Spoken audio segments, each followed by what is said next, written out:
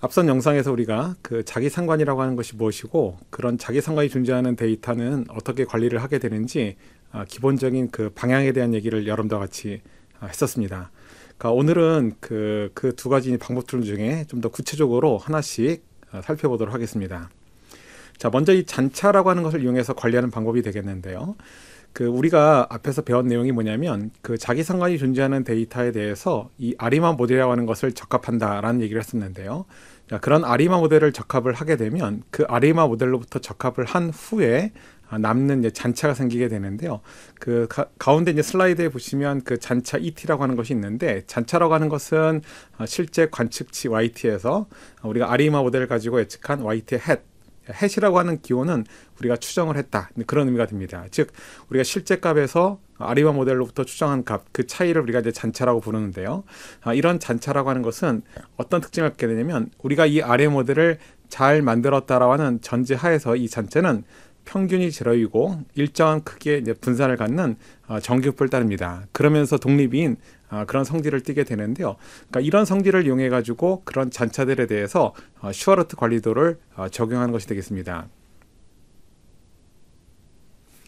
자, 그러면 이런 그 잔차를 여러분들이 이제 구했다고 한다면 그 잔차에 대해서 우리가 관리 한계를 적용시켜야 되는데요. 기본적으로 그 잔차는 평균이 제로라고 했기 때문에 관리도의 그 평균은 CL이라고 했죠. 그러니까 CL이 평균이기 때문에 평균 값은 0, 즉 CL이 0이 되겠고, UCL과 LCL은 평균으로부터 플러스 마이너스 3배의 표준편차라고 했는데요. 기본적으로 잔차는 우리가 분산이 시그마 2의 제곱이기 때문에 그 표준편차는 시그마 2가 됩니다. 그래서 평균이 0인 관계로 UCL은 3배의 시그마 2가 되겠고, LCL은 마이너스 3배의 시그마 2가 됩니다. 그래서 이러한 그 식을 이용해서 우리 인디비주얼 차트를 만들게 됩니다. 자, 그러면 간단한 예를 통해서 우리가 그 미니 탭에서 이러한 그 잔차를 이용해서 어떻게 우리가 슈어루트 관리도를 그리게 되는지 한번 알아보도록 하겠습니다.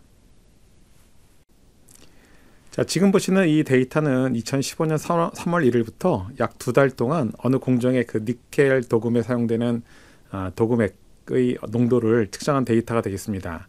자, 그럼 먼저 이 두 번째는 YT 데이터가 그 자기상관을 갖는지부터 확인을 해보고, 그리고 그 아리마 모델을 만든다면 그 아리마 모델이 어떤 특정한 모델을 갖는지 모델 파악도 한번 해봐야 되겠죠. 자, 그럼 미니 탭을 통해서 한번 해보도록 하겠습니다. 자, 먼저 우리가 자기상관이 존재하는지를 알아보기 위해서는 그 ACF 플랫과 PACF 플랫을 통해서 자기상관 여부를 일단 확인을 하고요. 그러면서 어떤 모델인지도 알 수 있게 됩니다.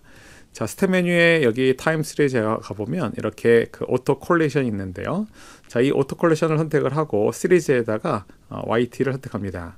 자, 그리고 OK를 누르게 되면 지금 보시는 화면처럼 이렇게 그 ACF에 관련된 분석 결과들이 쭉 나오게 되는데요. 아래쪽에는 이 ACF 플랫을 보시면 다른 막대들은 빨간선 안쪽에 있지만 첫 번째 막대가 빨간선 바깥쪽으로 나 있는 걸 알 수 있습니다. 그리고 이 막대가 지수적으로 감소하면서 마치 웨이브가 있는 형태의 모습이 보이는데요. 그래서 이 모습이 아주 뚜렷하진 않은데 그 이유는 자기상관의 정도가 아주 크지는 않기 때문에 그렇습니다. 자, 그럼 일단 그 ACF 플러스 상에서는 일단 자기상관이 존재하는지 기본적인 것을 알 수 있는데요. 모델 파악을 위해서는 그 PAC 플랫도 같이 그려봐야 됩니다. 자, PAC 플랫을 그리기 위해서는 마찬가지로 스텝 메뉴에 자, 타임 시리즈에 가서 여기에 있는 이 파셜 오토 콜레이션을 선택을 하고, 마찬가지로 시리즈에다가 YT를 이렇게 선택을 합니다. 자, 그리고 OK를 누르게 되면 지금 여러분들 보신 것처럼 이 아웃풋 윈도우에 이렇게 그 PS 플랫이 나타나게 되는데요. 여기도 마찬가지로 첫 번째 막대만 그 빨간선 밖으로 벗어나 있고, 나머지 막대들은 빨간선 안쪽에 있는 것을 알 수 있습니다.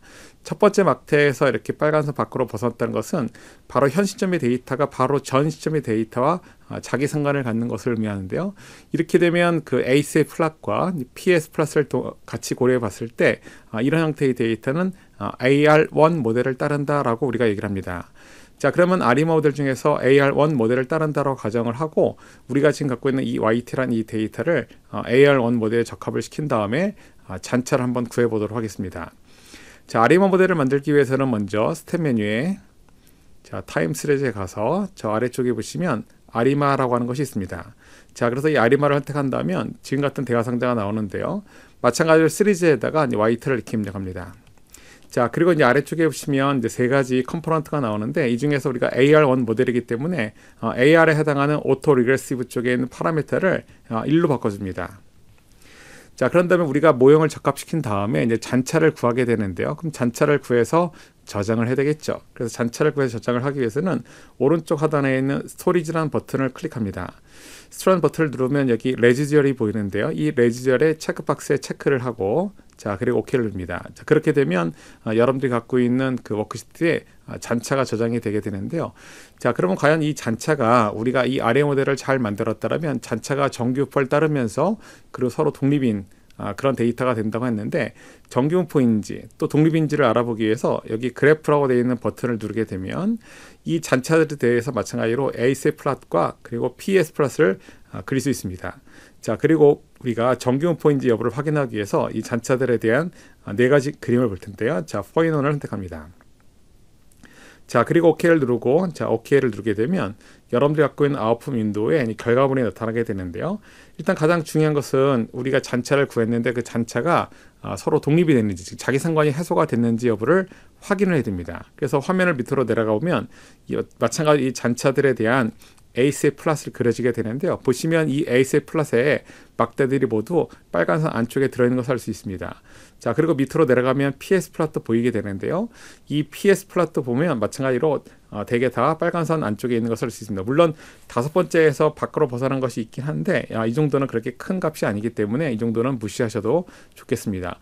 어쨌든 그 ACF 플랫 상에서 그 밖으로 벗어난 막대가 없었기 때문에 기본적으로는 자기 상관이 해소가 되었다라고 볼 수 있습니다. 자, 그럼 마지막으로 그 잔차가 정규분포인지를 확인해 보기 위해서 화면을 밑으로 좀 더 내려가게 되면 이렇게 네 가지 잔차 그림이 그려지게 되는데요. 왼쪽에 나와 있는 노멀 프로피트 플랫, 즉 정규 확률도를 보거나 그 아래에 있는 히스토리를 보시면 잔차가 전반적으로 정규 모양을 따른다고 하는 것을 알 수 있습니다. 자, 그러면 지금 여기 분석한 결과로 볼 때 우리가 도출한 AR1 모델로부터 도출한 잔차 같은 경우에 서로 독립이고 정규분포를 따른다라고 하는 것이 나타났기 때문에 이 잔차를 가지고 우리가 슈아르트 관리도에 한번 적용을 시켜보도록 하겠습니다. 자, 먼저 워크시트를 보시면 세 번째 열에 이렇게 그 잔차가 저장이 되어 있는데요. 이 세 번째 열에 있는 잔차를 가지고 우리가 인디비주얼 플랫에 적용을 시켜보도록 하겠습니다. 자, 인디비주얼 플랫을 그리기 위해서는 자, 스텝 메뉴에 가서 자, 컨트롤 차트를 선택을 하고 Variable Chart for Individual에 자, 인디비주얼을 선택합니다. 자, 그럼 여기 베리어블이라고 되어 있는 칸에다가 자, 레지듀얼을 선택합니다. 자, 그런데 한 가지 주의할 것은 우리가 잔차를 도출하면 잔차의 평균은 0이라고 했죠. 그래서 잔차의 평균이 0이라고 하는 것을 우리가 주지시켜 줘야 되는데 그거는 고정되어 있는 값이기 때문에 0을 우리가 직접 입력을 해줘야 됩니다. 자, 그래야지만 그 인디비주얼 차트의 센터 라인이 0이 되기 때문인데요. 자, 그걸 0으로 세팅을 하기 위해서는 오른쪽 하단에 있는 아이차트 옵션이라는 버튼을 누르게 되면 지금 보신 것처럼 이렇게 조그마한 대화 상자가 나타납니다. 이 대화 상자의 첫 번째 탭에는 파라메타라고 되어 있는 그 탭이 있는데요. 이 탭에 여기 보시면 민이라고 되어 있는 것이 있습니다. 바로 이 민에다가 자, 0을 이렇게 입력합니다. 자, 그리고 OK를 누르고 자, 그 상태에서 OK를 누르게 되면 지금 여러분들이 보신 것처럼 이 잔체들에 대해서 우리가 적용한 아이 차트가 그려지게 됩니다.